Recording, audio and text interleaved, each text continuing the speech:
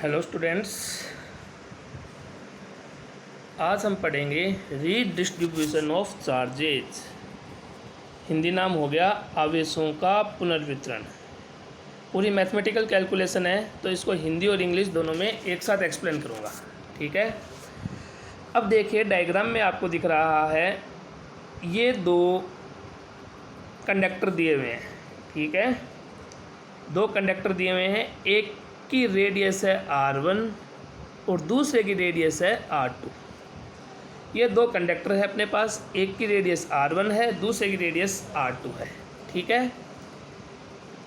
Initially पहले इस पे कोई चार्ज नहीं था, अबे हमें इसको चार्ज करना है।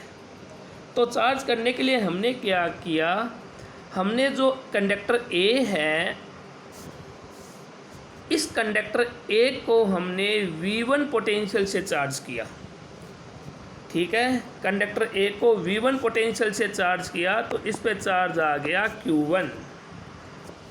V1 पोटेंशियल से चार्ज करने पर A कंडक्टर पे आ गया चार्ज Q1 और इस कंडक्टर का कैपेसिटेंस, इस चालक की धारिता या इस संधारित्र की धारिता दे दी C1।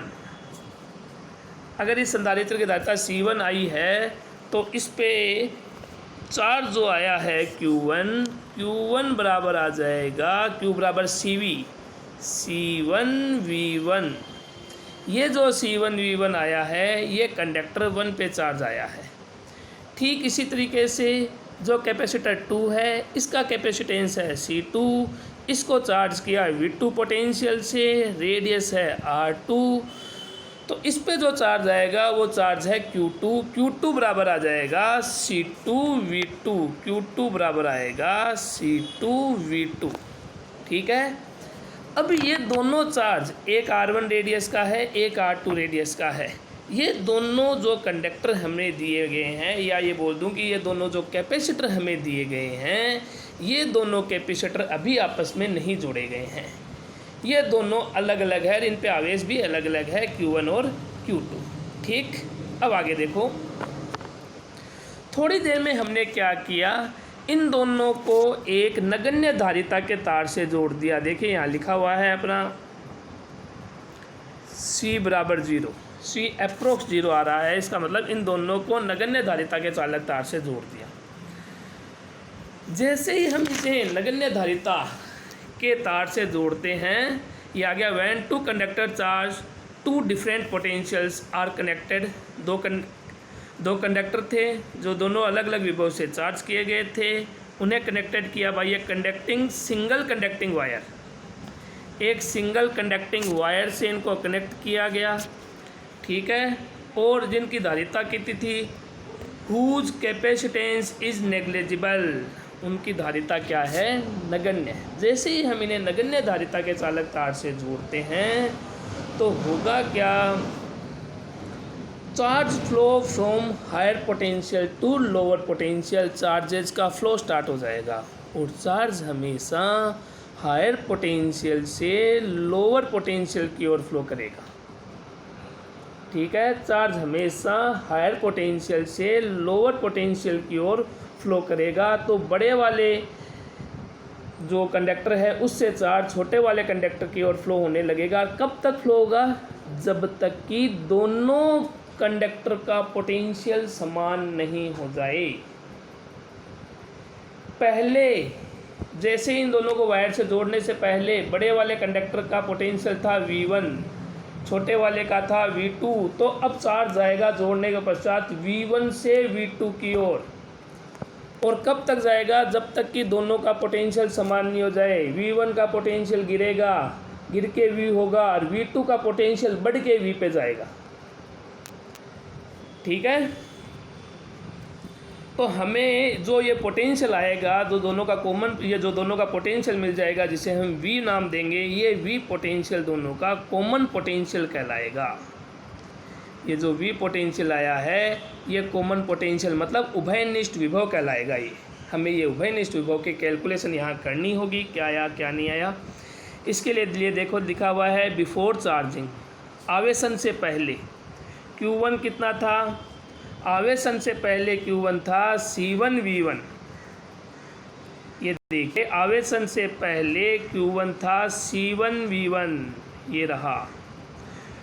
Q2 था C2V2, वही चार्जिंग से पहले नेट चार्ज दोनों का Q बराबर Q1 प्लस Q2, Q बराबर Q1 प्लस Q2 किया तो Q इक्वल्स टू आया C1V1 प्लस C2V2। ठीक है, ये आ गया अपने पास C1V1 प्लस C2V2, इसे दे the number 1 equation.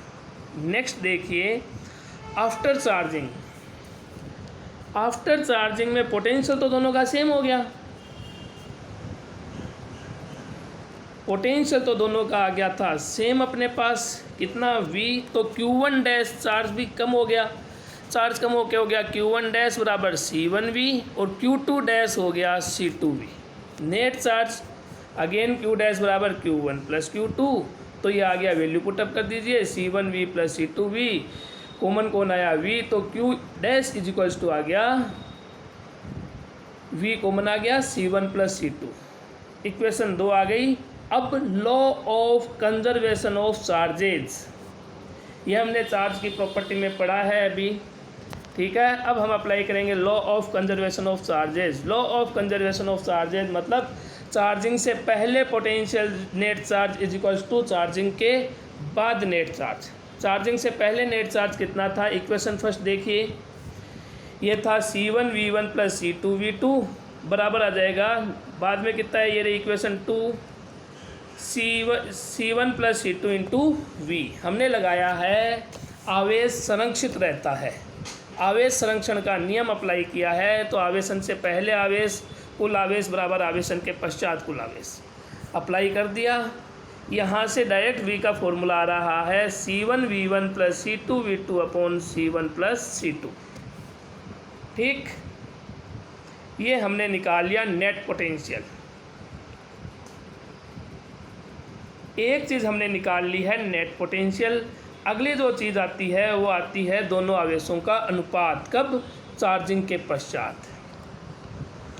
After charging the ratio of charges, तो चार्जिंग के पश्चात जो कैपेसिटर A था, कंडक्टर A था, उस पे चार्जेज कितने थे, Q1 डैश, दूसरे पे कितना था Q2 डैश, तो रेशियो निकालना है Q1 dash upon Q2 dash. Q1 dash की वैल्यू कितनी थी, ये रही C1V, Q2 डैश की वैल्यू कितनी थी C2V, रख दिया Q1 dash upon Q2 dash is equals to C1V upon C2V, V से V कैंसिल, तो Q1 dash upon Q2 dash आ गया C1 अपॉन C2।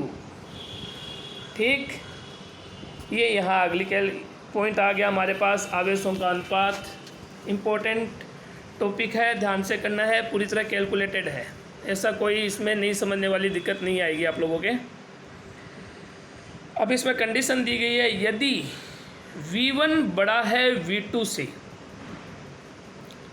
तो डेल्टा V1 तो आएगा V1 माइनस V, तो डेल्टा V1 आ गया आपके पास V1 माइनस V की वैल्यू आपके पास रखी हुई है, ये रही, ये V की वैल्यू यहाँ पुटअप करेंगे तो डेल्टा V1 आ जाएगा V1 minus C1V1 plus C2V2 upon C1 plus C2। इसको थोड़ा सा सोल्व कीजिए, सोल्व करोगे तो डेल्टा V1 की वैल्यू आ जाएगी C2 V1 minus V2 upon C1 plus C2। Solve करने पर ये ऊपर वाली इक्वेशन है, इसको थोड़ा सा एलसीएम लेके सोल्व करेंगे, जो कटना है कट जाएगा। उसके बाद सोल्व करने के पश्चात इक्वेशन नंबर 3 हमें मिलेगी, जो आएगी डेल्टा V1 बराबर C2 कॉमन आ गया, V1 माइनस V2 ब्रैकेट में रह गया, नीचे आया C1 प्लस C2। ठीक है, आगे देखिए,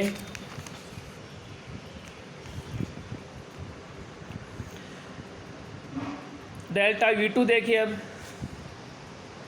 डेल्टा V2 आपको मिलेगा V माइनस V2, क्यों, क्योंकि V2 तो कम था, वहाँ से पोटेंशियल बढ़ के कितना हो गया V, जबकि V1 ज़्यादा था उसका गिरा था, इसलिए लिखा था ज़्यादा माइनस कम, V1 माइनस V। यहाँ V ज़्यादा है V2 कम है, तो हम ले रहे हैं V माइनस V2, ध्यान रखें इस विशेष बात का। तो डेल्टा V2 आ जाएगा, V का मान रखिए, माइनस V2 कीजिए, इसको थोड़ा सा सोल्व करोगे तो इक्वेशन नंबर 4 आपको मिलेगी। ठीक है, अब 3 और 4 का रेशो निकाल लीजिए, 3 में 4 का डिवाइड दीजिए, 4 का डिवाइड दोगे तो delta V1 upon delta V2 आएगा, C1 जो कैंसिल होगा कैंसिल हो जाएगा, अंदर बचेगा C2 अपॉन C1। ये पोटेंशियल का रेशियो आ गया, पोटेंशियल डिफरेंस का रेशियो आ गया। ठीक, इसी में एक चीज़ और पूछी जाती है, energy loss. Redistribution of charging में एनर्जी लॉस किस तरीके से होता है उसके ऊपर भी डिस्कस किया गया है, वो देखिए। एनर्जी क्या होती है, हाफ CV²। तो पहले कंडक्टर की एनर्जी होगी हाफ C1V1², दूसरे कंडक्टर की एनर्जी होगी half C2V2²। Net energy U = आ जाएगी half C1V1² plus half C2V2²। ठीक, ये आया है बिफोर चार्जिंग। आफ्टर चार्जिंग में देखिए क्या आता है। आफ्टर चार्जिंग में एनर्जी कितनी है, हाफ C1V² पहले कंडक्टर की, दूसरे की हाफ C2V²। कैपेसिटेंस तो चेंज है बट पोटेंशियल सेम है। तो ये आ गई U डैश आ जाएगी हाफ, कॉमन देखिए क्या आ रहा है, V कॉमन आ रहा है तो C1 + C2 × V²। ठीक, energy loss U - U dash करके जो वैल्यू है उस वैल्यू को रख के देखिए आप, ये आपके पास मिलेगा एनर्जी लॉस का फॉर्मूला, जो आएगा half C1V1² plus C2V2² minus C1 + C2 × V²। इसको सोल्व करने पर ही ये वैल्यू हमें मिल के आई है। ठीक है, इसको थोड़ा सा और आगे सोल्व करेंगे। ये रही, ये कैलकुलेटेड किया और कुछ भी नहीं किया है। इस ब्रैकेट को खोला है तो ये ब्रैकेट खोलते बन जाएगा, देखो हाफ बार आ गया C1V1² प्लस C2V2² माइनस इसमें V की वैल्यू रखी है C1 + C2, ये V C1 + C2 रहा, V की वैल्यू रखी है, इसका होल स्क्वायर कर दिया, होल स्क्वायर करके इसको क्या किया है, सोल्व किया। सोल्व करने के बाद जैसे ही हमने लिया तो हमें पैसा एनर्जी का फॉर्मूला आया, लॉस ऑफ एनर्जी का फॉर्मूला आया। ये इसको आपको देखना है, कोई भी प्रॉब्लम आए तो मेरे से डिस्कस करोगे। अब देखिए, इलेक्ट्रिक फील्ड है E बराबर है K टाइम्स गिर गया तो E0/K। पोटेंशियल का क्या हुआ, K टाइम गिर गया तो ये V0/K। ये इनिशियली था, वहाँ से डाउन हो गया तो फाइनली इलेक्ट्रिक फील्ड E मिला, फाइनली पोटेंशियल मिला V। जबकि कैपेसिटेंस बढ़ जाता है, कैपेसिटेंस बढ़ा तो जाएगा C0K। इस केस में हमने U हाफ CV² लगाया, इसमें ये वैल्यू रख के ये एक एनर्जी का फॉर्मूला देखा, हमने चेक किया है। केवल ये चेक करने के लिए काम में लिया है कि ये डिक्रीज़ हो रही थी कि एनर्जी इंक्रीज़ हो रही थी। ये जो मीटर चला है ये केवल एनर्जी के डिक्रीज़ और इंक्रीज़ होने के बारे में हमने इसको चेक किया था।